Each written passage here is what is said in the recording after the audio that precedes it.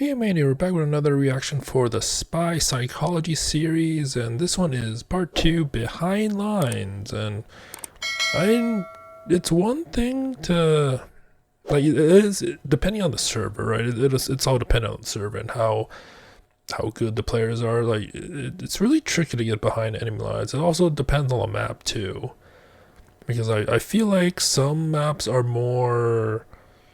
It allows you to go behind enemy lines a little bit more easier than other maps, so to say, but I mean, it is what it is. I guess there's a strategy to it. That's why there's a video, so let's see. Okay. Spy is a sneaky. He doesn't stab. But, you know, you've got to get behind players to do the stab.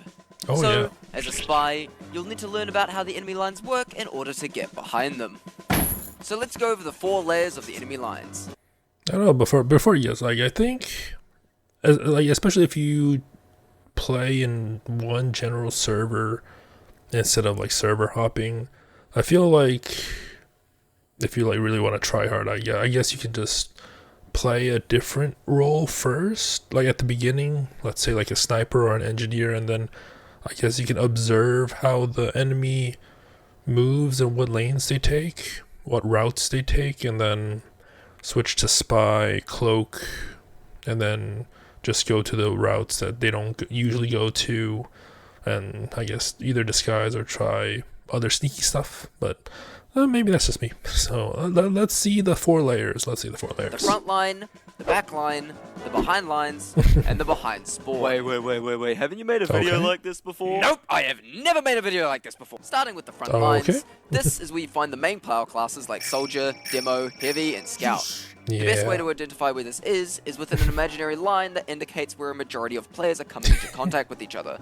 This is where most of the fighting happens, and as a result, very tricky to get past if you get hit by like a stray bullet. So this is the hardest part to get past. Yeah. Preposterous. Cloak before you round the corner to where you think the front lines are, so you don't get spotted by half the enemy team at once. Spy! But don't assume that just because you're invisible, that the enemy team won't manage to kill you.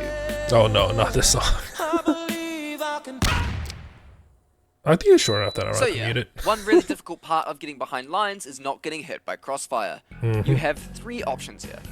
1, be really patient and wait for a good opening to get past. Just take the 2, long way. brush up on your movement and prediction skills so you can evade the crossfire without getting caught. Or 3, just use a flank if there's one available, because honestly, it's the best option in cases where you have it. Now, you'll pass the front lines, and we move on to the back lines. The back lines are where you'll typically find engineers, snipers, and retreating players. The back lines tend to have a lot of... Oh, where's the pyro though?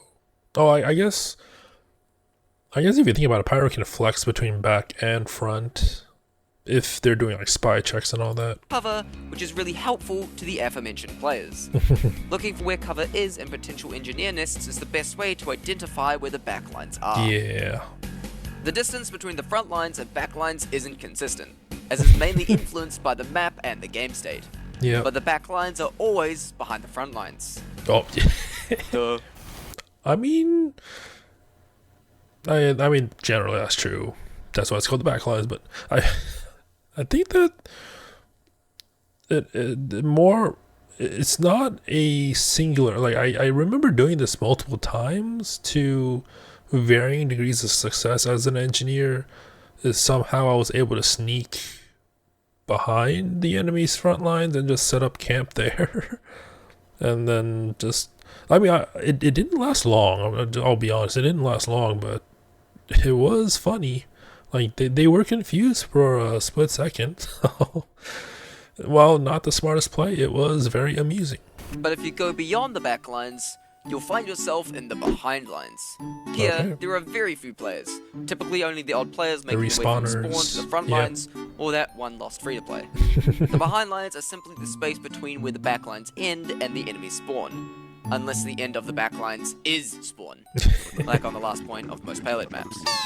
But in the case where there's more space after that, you have the behind spawn. The place that's good for hiding, since you like almost never find anyone here. Wait, what you looking at? Can't even... I know. Pyrocynical. Oh. Oh, fuck, okay. Oh, I didn't know I had that mod on. Okay, oh... So... I've only ever seen a handful of Parasitical videos. I know one of them that I remember is the My House, the Doom mod, when that mod was like the it thing for Doom mods at the time. Anyway, let's work backwards and give some tips on what you can do with the various layers of enemy lines. I just realized the necklace is 2 knives. Let's work backwards and give some tips on what you I just realized it was like 2 butterfly can do with knives. the various layers of enemy lines. The behind spawn is Or is it just generally a an one? excellent hiding place from enemy players hunting you down, as it doesn't take much to lose them since there's usually so many options for where you can go, so you can retreat to this area if you're being hunted or you just need to get a health pack safely. The behind lines, as mentioned before, are where you'll find players running from spawn to the front lines, and as a result, some of these players can seem like easy pickings. But be aware.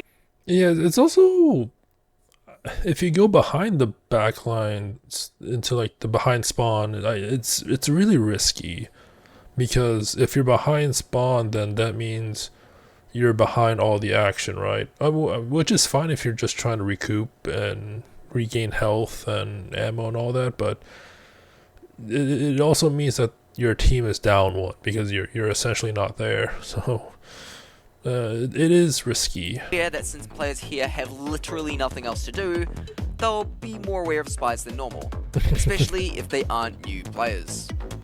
Also, due to the lack of noise pollution caused by combat, decloaking near someone can be a bigger risk than normal, since they're much more likely to hear it and react. If you're going to decloak near someone in the behind lines, do it at a safe distance so you have a chance to get away in case they hear it. Also, sometimes you may notice that the behind lines is completely vacant of any players. Well, I wonder, like, there has to be a range for the decloak, right? It is not just I don't think it's a global sound effect. It's like there has to be a range for that. So if you know the range, then I feel like you would know how far to decloak, right? that may be because, thanks to the engineer, the enemy team has unlocked the power of teleportation. So it's always fun. I think I mentioned this in the how it feels to play. Just camp as a spy. Just camp the exit of a teleport and just backstab and keep backstabbing. Like it works for a surprisingly long amount of time, because what you'll get is once you do the first backstab, like more often than not, the team won't be communicating. Like then again, like I'm playing on like a public server, not anything competitive or stuff like that. But yeah, the team will be less communicative, and so that would just mean more of the enemy team taking the teleporter, which leads to more backstabs. But usually once the first player you backstab respawns, that's usually when the fun ends. How do you deal with this? Well, a common strategy is just to walk to their spawn and sap and shoot the teleporter entrance.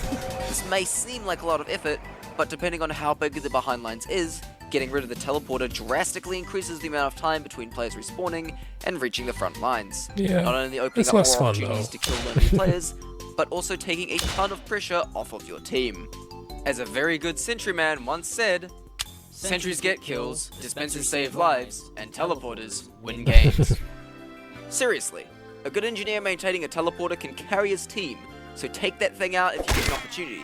Unless you also, like, I mean, they probably fixed it in some areas, but there you used to be able to like jump on a dispenser and place the teleporter by jumping on a dispenser, so you can like place the teleporter exit on a weird ledge that's kind of out of reach or something like that.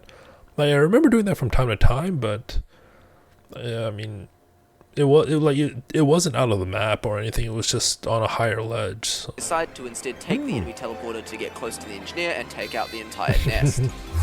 Yeah, telefrag. This nicely transitions into the backlines. The backlines can hold some particularly good targets. People often use the backlines as a retreat option, so as a result, some players are lured into a false sense of security there. You'll sometimes catch out low health players looking for a health pack, and since Spy can see the health of enemy players, don't forget that Spy has a gun! snipers are often really tunnel visioned with being scoped in, so they can often be easy pickings. And even with a Razorback, they tend to forget that Spy has a gun. Oh, wait. Joke already. Engineers may seem like easy pickings, but good engineers are typically rather spy aware. So without going into too much detail, you're best to go for them when they're distracted, usually by your own team. Damn it, Spy! Okay, so for the front lines. Players here can be pretty distracted by the more immediate threat. Yeah. Distracted players in the front lines are generally your best targets, but be aware of other players seeing you before you get the stab and shooting you to prevent said stabbing. Spy! Like, to me, it's always a gamble between, like, if you see a medic and that's healing the heavy, because you like, the general rule of thumb is to get the medic first, right? But then I don't know, because like if the heavy is attentive, he's gonna notice that no one is healing him anymore. So because like then sometimes if you go for the heavy first, then the medic will see you. But then like it's a battle. It's like a logical battle of, do you want to deal with the medic afterwards, or do you want to deal with the heavy afterwards? And then that's not even considering the surrounding area if there's other enemies too. So like I said, the rule of thumb is to get the medic, because the medic can always deploy the uber charge or the uber crit or what have you. So usually that's the smarter option, but it's not always, like, at least to me, it's not always 100% the correct option, I think. But the rule of thumb is you get the medic first. And also, after you get the stab and everyone turning around and hear the scream of your victim. Yeah. In situations like this, you really need to rely on your movement and cloak to get out of there. In some cases, players may be so distracted with fighting your team that you'll be able to backstab multiple of them in a row. Oh, which, yeah. Oh.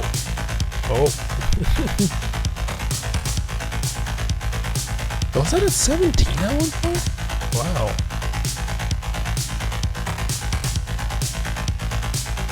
You only got that higher with the sniper. Oh, that was it? Oh. Okay. That was short. I think the next one's going to be a little bit longer, so... yeah, that was the behind enemy lines, I guess. The various areas... Wait, what? Yeah, the pyro boops. Well, one of my favorite things is the pyro boops. Although, honestly, I find it more fun to do the Lucio boops in Overwatch compared to the pyro, but I mean, it is what it is. It's two different games. So, yeah, like I said, this was Spy Psychology Behind Lines. I mean, I never really, like me personally, I never really distinguished the various lines when I played, but then again, I don't, like, I just play like in the moment, and if I don't think I ever went behind spawn, but I mean, I played so many games I probably did at one point in time, but yeah, I mean, it's like I learned from doing, but I guess this is a more, like, it gives you the examples, it gives you the terminology and all that stuff. So I mean, it's nice. It's really nice. So yeah, we're going to continue the series. So yeah, hope you enjoyed it. Until next time, thank you for watching and have a nice day.